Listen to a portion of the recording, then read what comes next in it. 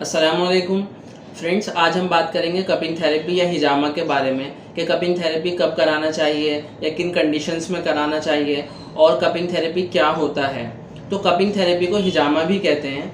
Cupping therapy या हिजामा पुराने ज़माने से चला आने वाला एक इलाज का तरीका है जिसमें हम ख़ास तरह के कप्स को बॉडी के कुछ ख़ास पॉइंट्स पर सक्शन के साथ लगाते हैं और जिसके ज़रिए हम बॉडी से गंदे फ्लूइड्स को और या ब्लड के टॉक्सिन्स को हम बाहर निकाल लेते हैं और ये बहुत सारी बीमारियों में फ़ायदा देता है। बहुत सारी बीमारियों में इसको हम यूज़ करते हैं।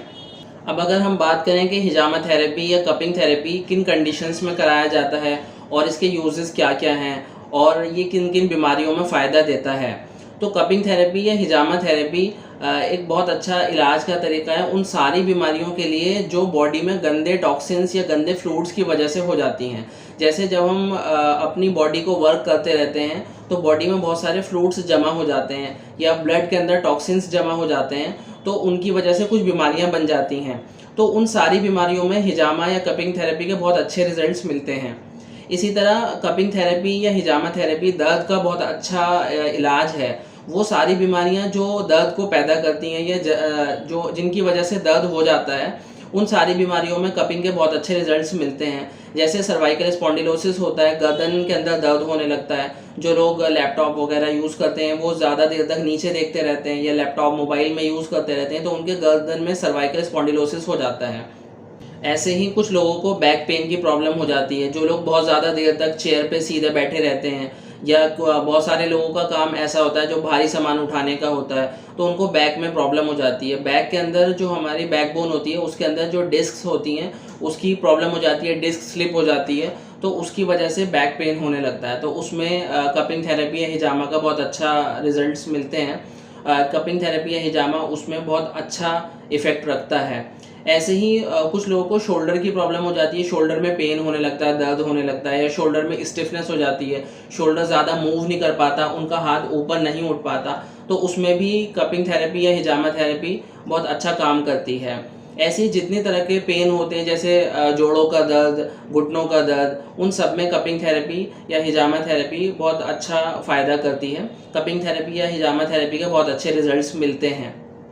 ऐसे ही फ्रेंड्स, आजकल कपिंग थेरेपी डिटॉक्सिफिकेशन के लिए भी लोग कराते हैं। जैसे बॉडी बिल्डर्स या एथलीट्स होते हैं तो उनको डिटॉक्सिफिकेशन की बहुत ज़्यादा ज़रूरत होती है, क्योंकि जब हम डेली एक्सरसाइज करते हैं 30 to 40 मिनट्स, जब हम अपनी मसल्स को ट्रेन करते हैं, एक्सरसाइज करते हैं या वर्कआउट करते हैं, तो हमारी मसल्स के अंदर लैक्टिक एसिड जमा होने लगता है। तो जब लैक्टिक एसिड बहुत ज़्यादा दिन तक जमा हो जाता है तो उसकी वजह से मसल्स के अंदर स्टिफनेस पैदा हो जाती है, मसल्स के अंदर एक अकड़ाहट आ जाती है जिससे पूरी बॉडी स्टिफ हो जाती है। स्पेशली बॉडी बिल्डर्स की बॉडी थोड़ा स्टिफ होती है, तो उसमें कपिंग थेरेपी से जब हम बॉडी के टॉक्सिन्स निकाल लेते हैं तो पूरी बॉडी रिलैक्स हो जाती है और मसल्स को रिलैक्सेशन मिलता है। तो कपिंग थेरेपी डिटॉक्सिफिकेशन के लिए भी बहुत अच्छा है। ऐसे ही जब हम कपिंग थेरेपी करते हैं तो मसल्स के अंदर से जब ब्लड निकलता है तो नया वहाँ पे ब्लड सर्कुलेशन स्टार्ट हो जाता है, जिससे मसल्स की ग्रोथ भी बढ़ती है, मसल्स शाइन करती हैं और ऐसे ही स्किन भी शाइन करने लगती है। तो ये नरिशमेंट और ब्लड सर्कुलेशन के लिए भी बहुत अच्छा है। कपिंग थेरेपी बहुत सारे बॉडी बिल्डर्स आजकल कराते हैं, बहुत कॉमन है और कराना चाहिए। फ्रेंड्स, आजकल एक प्रॉब्लम हेयर फॉल की या बॉल्डनेस की बहुत ज़्यादा कॉमन हो गई है, स्पेशली उन जगहों पर जहाँ पे पॉल्यूशन बहुत ज़्यादा होता है। उन सिटीज़ में जैसे मेट्रोपॉलिटन सिटीज़ हैं तो उसमें पॉल्यूशन की वजह से हेयर फॉल बहुत ज़्यादा होने लगा है। तो कपिंग थेरेपी को हेयर फॉल या बॉल्डनेस में भी यूज़ किया जाता है, क्योंकि बेसिकली होता क्या है, जब बॉल्डनेस या हेयर फॉल होता है तो हेयर फॉलिकल्स बंद हो जाती हैं। जो हेयर रूट्स होते हैं जहाँ से हमारे हेयर ग्रो करते हैं वो बंद हो जाते हैं। उसके अंदर उसके नीचे कुछ कंपाउंड्स होते हैं, कुछ टॉक्सिन्स होते हैं, वो हेयर फॉलिकल्स को बंद कर देते हैं। तो जब हम वहाँ पे कपिंग थेरेपी करते हैं तो कपिंग थेरेपी से हेयर फॉलिकल्स खुल जाते हैं और न्यू हेयर ग्रो करने लगते हैं और अच्छी हेयर ग्रोथ स्टार्ट हो जाती है। तो कपिंग थेरेपी या हिजामा थेरेपी हेयर फॉल में या बॉल्डनेस में बहुत अच्छा इलाज का तरीका है और आजकल बहुत ज़्यादा कॉमन है और इसके बहुत अच्छे रिजल्ट्स हमें हेयर फॉल में भी मिलते हैं। हमें हेयर ट्रांसप्लांट कराने की ज़रूरत नहीं रहती। अगर हमारे हेयर नेचुरली ग्रो करने लगते हैं तो हमें हेयर ट्रांसप्लांट की ज़रूरत नहीं रहती। फ्रेंड्स, अब अगर हम कपिंग थेरेपी की सेफ्टी या साइड इफ़ेक्ट्स के बारे में बात करें तो कपिंग थेरेपी या हिजामा एक सेफ, सिंपल और इजी प्रोसीजर है अगर आप इसको डॉक्टर्स या हेल्थ प्रोफेशनल्स के थ्रू कराते हैं। कपिंग थेरेपी या हिजामा के कोई साइड इफ़ेक्ट्स नहीं हैं। अब बस एक ब्रूज या स्पॉट मार्क इसमें आता है स्किन के ऊपर, क्योंकि जो हम कप्स यूज़ करते हैं बॉडी के ऊपर, उसका एक ब्रूज या स्पॉट मार्क बनता है जो 3 से 4 दिन में चला जाता है। उसकी इतनी बड़ी कोई प्रॉब्लम नहीं है और बाकी कपिंग थेरेपी एक सेफ़ है और इसके कोई साइड इफ़ेक्ट्स नहीं हैं। फ्रेंड्स, अब एक बहुत इंपॉर्टेंट चीज़ ये होती है कि कपिंग थेरेपी हमें किससे करानी चाहिए। तो फ्रेंड्स, कपिंग थेरेपी या हिजामा एक ऐसा प्रोसीजर होता है जिसमें ब्लड हमारी बॉडी से बाहर आता है। इसमें हम कप्स के थ्रू थोड़ा ब्लड बॉडी से बाहर निकालते हैं। तो कपिंग थेरेपी या हिजामा हमेशा डॉक्टर्स या ट्रेंड हेल्थ प्रोफेशनल्स से करानी चाहिए। आयुष डॉक्टर्स या यूनानी फिजिशियंस कपिंग थेरेपी के लिए ट्रेंड हेल्थ प्रोफेशनल्स और सर्टिफाइड हेल्थ प्रोफेशनल्स होते हैं।